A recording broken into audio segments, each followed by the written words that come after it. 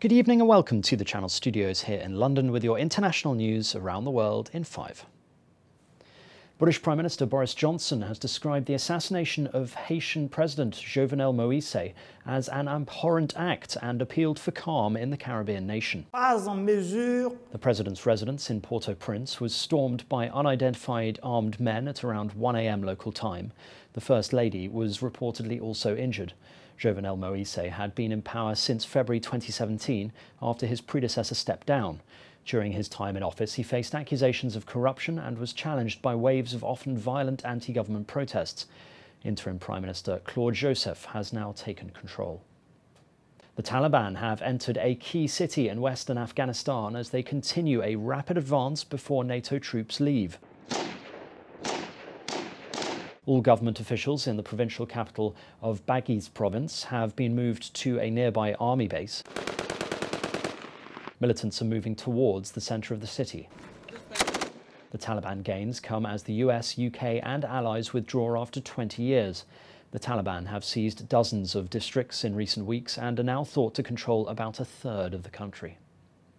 A former police captain has declared victory in the Democratic nomination for mayor of New York City. Eric Adams, currently borough president of Brooklyn, is now on track to become the second black mayor in the history of the nation's largest city. The winner of the party primary is all but certain to become mayor in the heavily Democratic city. Mr. Adams denounced the defund the police movement during the campaign and promised to be tough on crime. Iran has begun the process of producing enriched uranium metal, claiming it's being developed for a research reactor. Tehran informed the International Atomic Energy Agency of the development, but uranium metal can also be used to make the core of a nuclear bomb. European powers said Iran's move breached a nuclear deal and threatened talks to revive it. The US has called it an unfortunate step backwards. After 106 days, a container ship that blocked the Suez Canal in March, disrupting global trade, is finally leaving the waterway. Egypt signed a compensation deal with its owners and insurers. Terms of the deal were not disclosed, but Egypt had demanded $550 million. The Suez Canal connects the Mediterranean Sea to the Red Sea and provides the shortest sea link between Asia and Europe. The Dutch Prime Minister has condemned the shocking and incomprehensible shooting of a famous journalist on a street in central Amsterdam, calling it an attack on the free press. Een aanslag op een Peter de Vries was shot minutes after leaving a TV studio where he had appeared on a chat show. He was taken to a nearby hospital in serious condition. He is famed for his work on exposing mobsters and drug lords and has helped police solve a number of high-profile cases. The mayor of Amsterdam described him as a national hero to us all. Saudi Arabia has thrown its weight behind Egypt and Sudan in their bitter dispute with Ethiopia over a massive hydropower dam.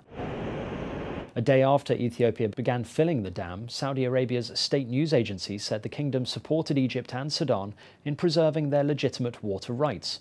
The kingdom also called on the international community to intensify efforts to find a clear mechanism to start negotiations between the three countries to get out of the crisis. The Olympic torch relay has been cancelled on Tokyo's streets as fears over the spread of COVID-19 increase.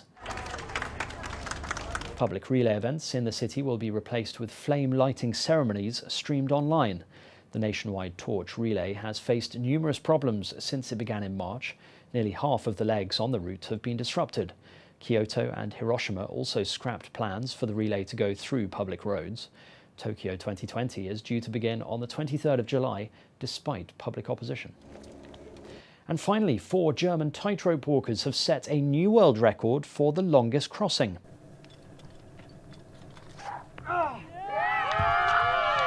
The new world record stands at 2,130 metres at a height of 600 metres in Laporten, a U-shaped valley in Swedish Lapland.